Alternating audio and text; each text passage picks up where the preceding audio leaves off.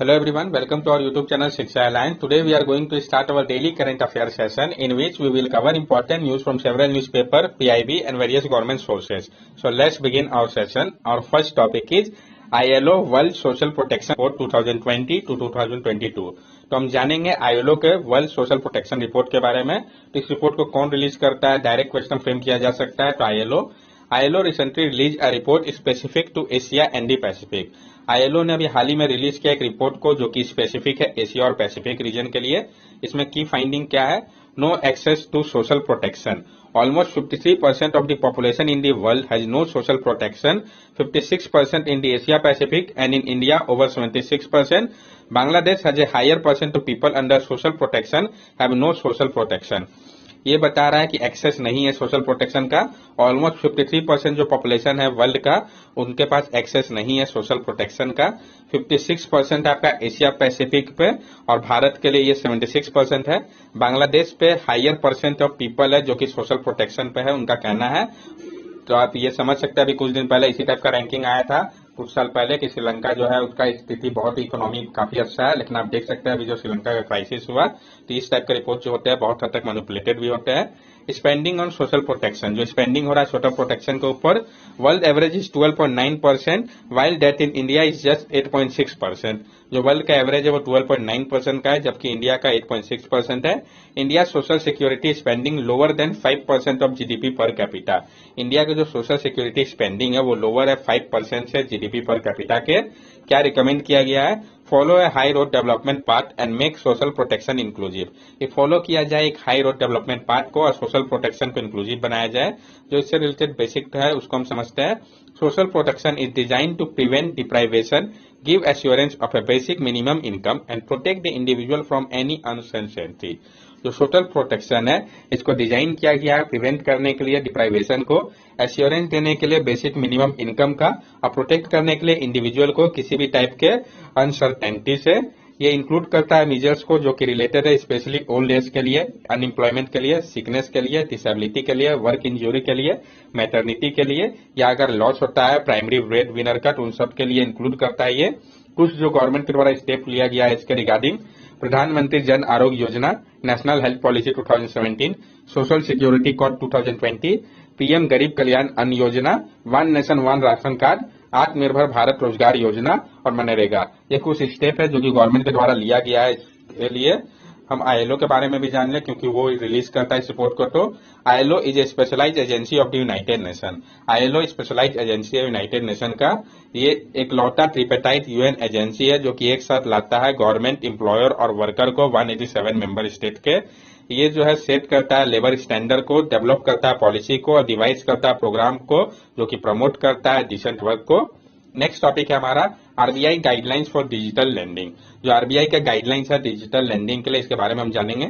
RBI has tightened the norms for digital lending seeing a number of cases of fraud. RBI ने tight कर दिया है जो norms है डिजिटल लेंडिंग का देखते हुए फ्रॉड के केसेस को। इस गाइडलाइंस के बारे में हम जान ले।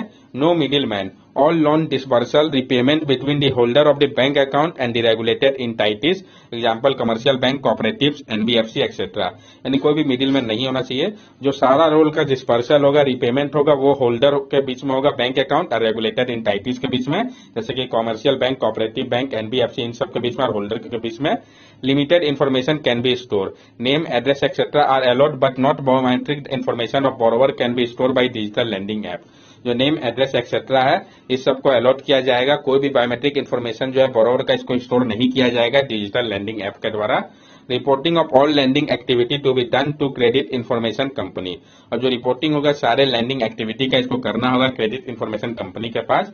A borrower can exit the digital loan by paying principal and interest after the cooling off period, lockup period। और जो borrower है वो एग्जिस्ट कर सकते हैं डिजिटल लोन से पे करके प्रिंसिपल और इंटरेस्ट को कूलिंग ऑफ पीरियड या लॉकअप पीरियड के बाद। बेनिफिट इससे क्या होगा? Guideline will help in protecting consumer from harassment, breach of data etcetera. ये सारे जो गाइडलाइंस ये मदद करेगा प्रोटेक्ट करने में कंज्यूमर को हेरेसमेंट है, ब्रीच ऑफ डाटा से एक्सेट्रा से। Digital lending involve giving and recovering loan through web platform और mobile app. This facilitate speedy disbursal and help lower the cost of lending. जो डिजिटल लैंडिंग है ये involve करता है जिसमें दिया जाता है या रिकवर किया जाता है लोन को वेब प्लेटफॉर्म या मोबाइल ऐप की मदद से। ये फैसिलिटेट करता है स्पीडी डिस्पर्सन में और मदद करता है लोअर करने में जो कॉस्ट है लैंडिंग का। नेक्स्ट टॉपिक है हमारा India first dark sky reserve to come up in Ladakh. तो इंडिया का पहला डार्क स्काई रिजर्व जो है वो कहाँ बनने जा रहा है, डायरेक्ट क्वेश्चन फ्रेम किया जा सकता है। तो इंडिया का पहला डार्क स्काई रिजर्व जो है ये आपका लद्दाख में बन रहा है। In a first of its kind initiative the department of science and technology has announced the setting up of India's first dark sky reserve at Hanle in Ladakh in the next few month. जो पहला इस type का initiative है department of science and technology ने announce किया है कि वो सेटअप कर रहा है इंडिया के पहले डार्क स्काई रिजर्व को हेनले इन लद्दाख में नेक्स्ट फ्यू मंथ में। ये डार्क स्काई रिजर्व होता क्या है? A dark sky reserve is an area usually surrounding a park or observatory that is kept free of artificial light pollution। जो dark sky reserve होता है वो वैसा एरिया होता है वो यूजुअली सराउंडिंग पार्क या ऑब्जर्वेटरी के जिसको कि फ्री रखा जाता है आर्टिफिशियल लाइट पॉल्यूशन से। The purpose of dark sky preserve is generally to promote astronomy. जो पर्पस है डार्क स्काई प्रिजर्व का ये जनरली प्रमोट करेगा एस्ट्रोनॉमी को। Because different nation organizations have worked independently to create the program, different terms have been used to describe the area।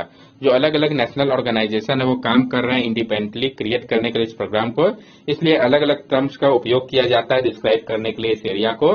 How is it designated, इसको कैसे designate किया जाता है?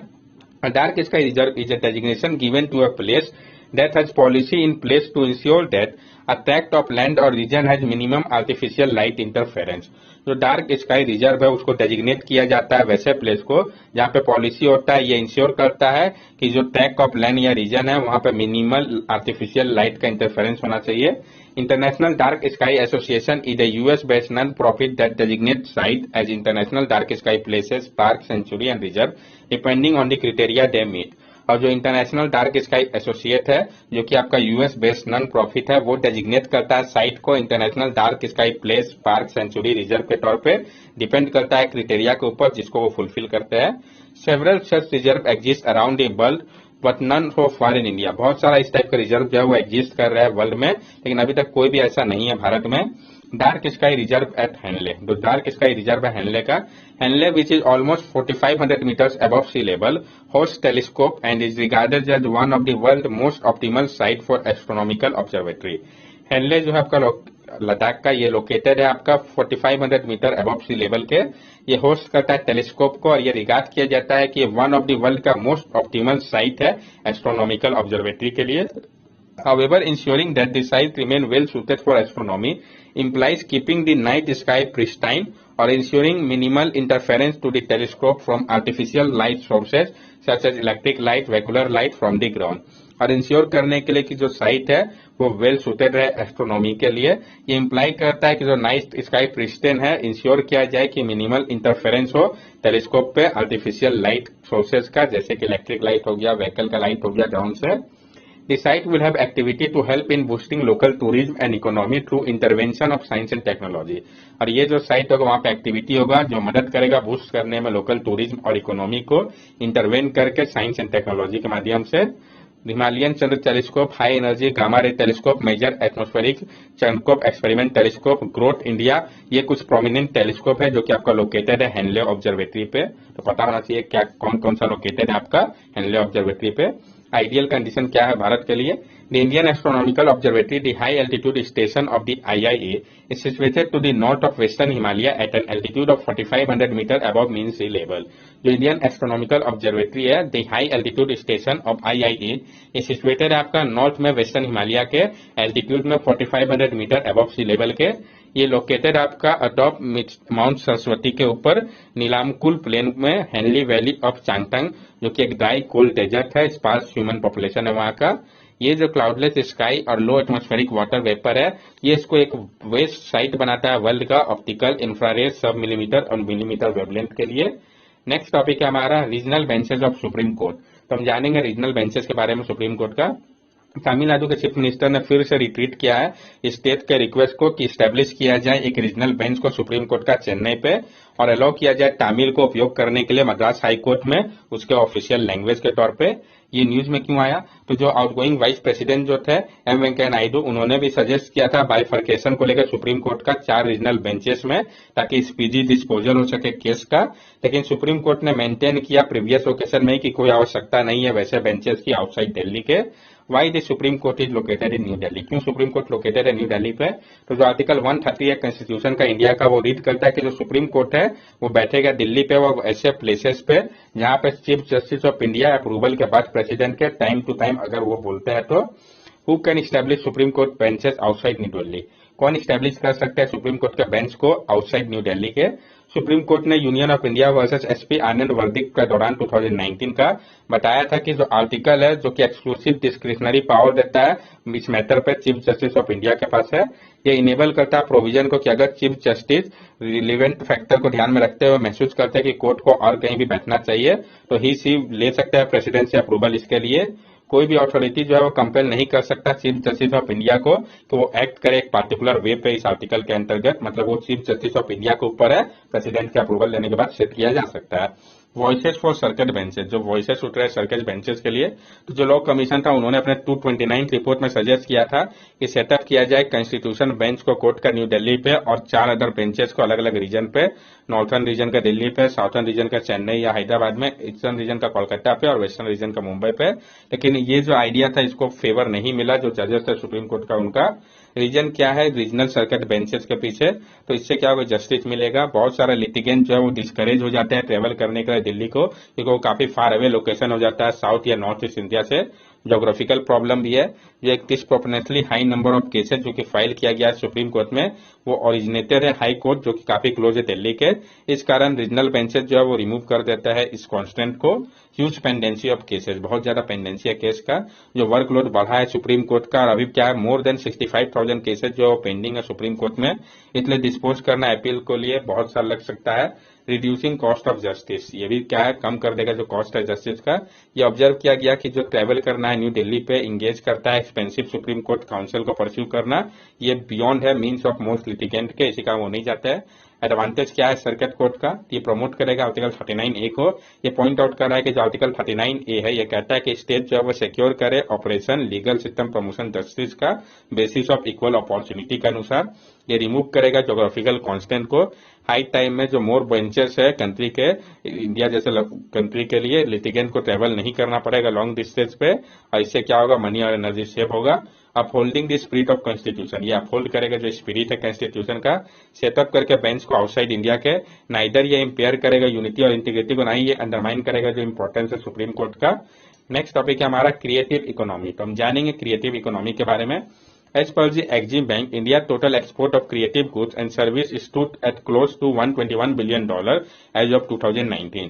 जो एक्जिम बैंक का रिपोर्ट है उसके अनुसार इंडिया का जो टोटल एक्सपोर्ट था क्रिएटिव गुड्स और सर्विस का, ये आपका अप्रोक्सीमेटली $121 बिलियन का था 2019 में।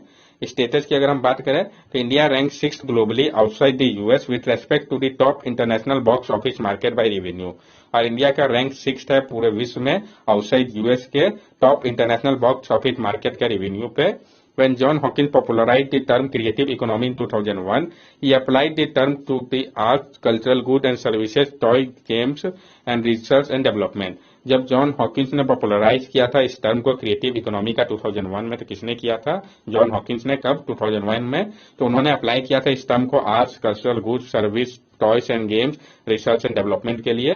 Recommendation for sustain creative economy, recommendation किया गया है सस्टेन करने के लिए क्रिएटिव इकोनॉमी को। Defining and mapping the creative industry in India, की डिफाइन किया जाए और मैप किया जाए क्रिएटिव इंडस्ट्री को भारत में।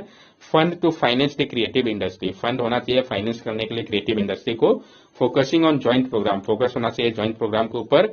Addressing the issue of copyright, address करना है जो प्रॉब्लम है कॉपीराइट का।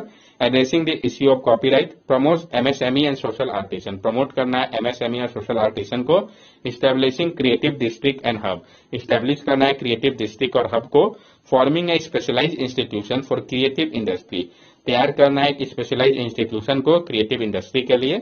Several countries such as Australia and France has made dedicated institution और मिनिस्ट्री फॉर क्रिएटिव इकोनॉमी, अब बहुत सारे कंट्री ऐसे हैं जैसे कि ऑस्ट्रेलिया हो गया, फ्रांस हो गया, जिन्होंने डेडिकेट इंस्टीट्यूशन क्रिएट किया है, मिनिस्ट्री क्रिएट किया है क्रिएटिव इकोनॉमी के लिए। तो आप समझ सकते हैं कि इसका कितना इंपॉर्टेंट है कि कुछ कंट्री ने इसके लिए अलग से इंस्टीट्यूशन और मिनिस्ट्री क्रिएट किया है। That's all for daily current affair session. अगर आपको हमारी वीडियो अच्छी लगी हो तो हमारे चैनल सब्सक्राइब करें, हमारे वीडियो को लाइक करें और ज्यादा से ज्यादा शेयर करें। These are our social media link. From here also you can stay connected with us and give us your valuable feedback. Thank you and have a nice day.